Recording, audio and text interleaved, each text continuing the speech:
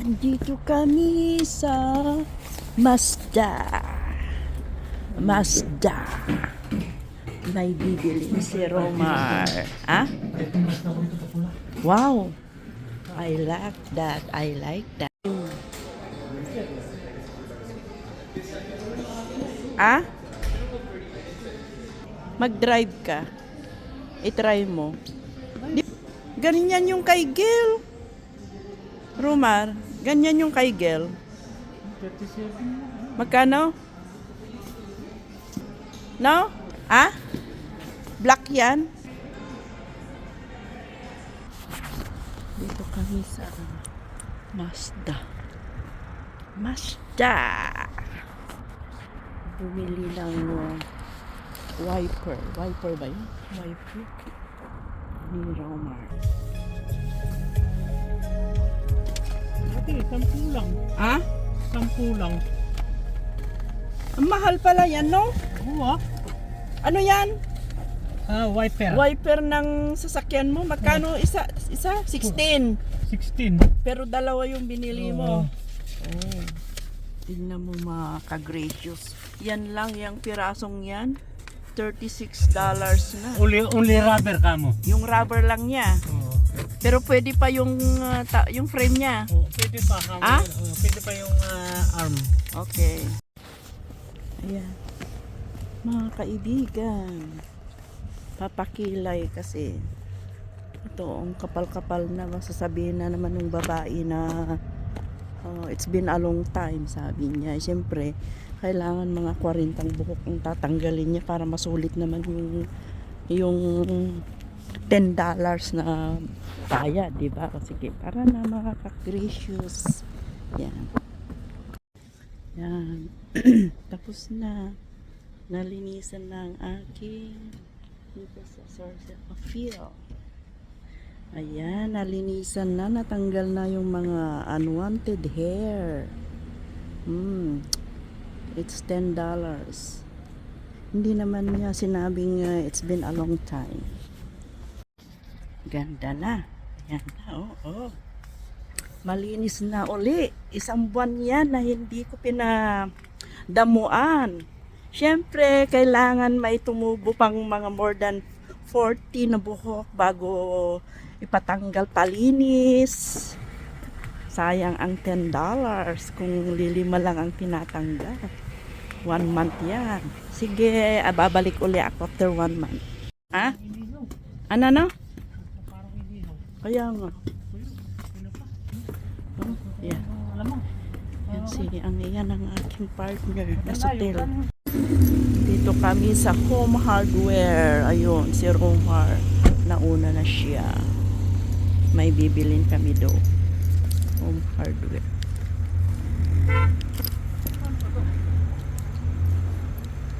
Romar. Ikan ka. Dito na naman kami mga ka-gracious sa Rona.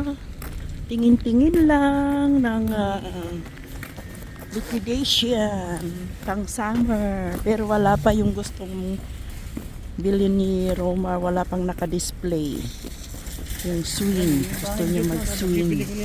Ah? Dahil dito. 179. Naku, pag summer to sigurado mahal na naman to. Aabot na naman ng $3.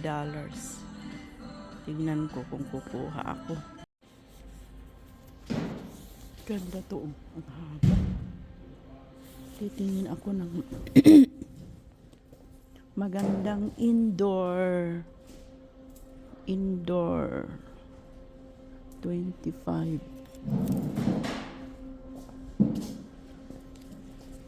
Ito 25.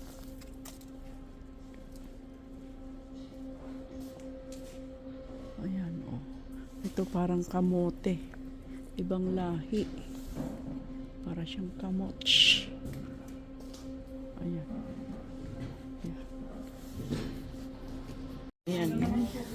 Ayan na ang sombrero. Adik ng sombrero. White. Ano ba yung kulay na wala ka pa? Ah? Dapat tinitignan mo yung wala ka. Ang dami niya, oh. Ang ganda. Ang ganda. Oh. Ano? Magkano? Dito na magsa-hunting na naman siya ng liquidation na sapatos. 25%. Ah? Ah? Minsan lang magbihira na ako. Yeah. Oh, ito yung pagkain niya. Tatlong putahi. Ito naman sa akin.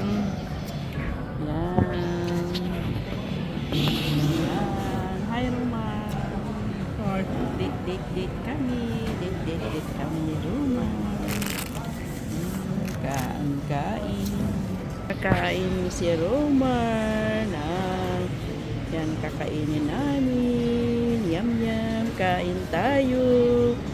Ngayon lang na naman kami nakalabas ni Roma. Gutom na kami. Pumunta kami dun sa car. Kasi nasira yung wiper niya. Then pumunta kami dun sa nagpakilay ako. Ayan, malinis na. Wala nang damo-damo ang aking kilay. Wala nang unwanted hair. Nalinisan na uli after 1 month. Tapos pumunta kami sa home. Saan yung pinuntahan natin? Home furniture ba yun? Home sense? ewan ko kaya. Ayun. And then, pumunta kami sa Rona. Nakabili na naman ako ng indoor plants. At saka dito, nakabili na sa Fairview Mall. Nakabili na naman si Romar ng sombrero. Ay nako, ganun talaga ang buhay dito sa Canada. Kung minsan may time, bumili, lumabas, kain sa labas. Pero yung huling labas namin 2 months ago. Ngayon lang na naman kami makalabas. Dahil hindi na kami makalabas-labas dahil may mga apo na kami. Pero ayos lang, thanks God. We're enjoying our life with our apo. Amen. Okay, kain tayo mga ka-gracious. Dahan-dahanin. Yan.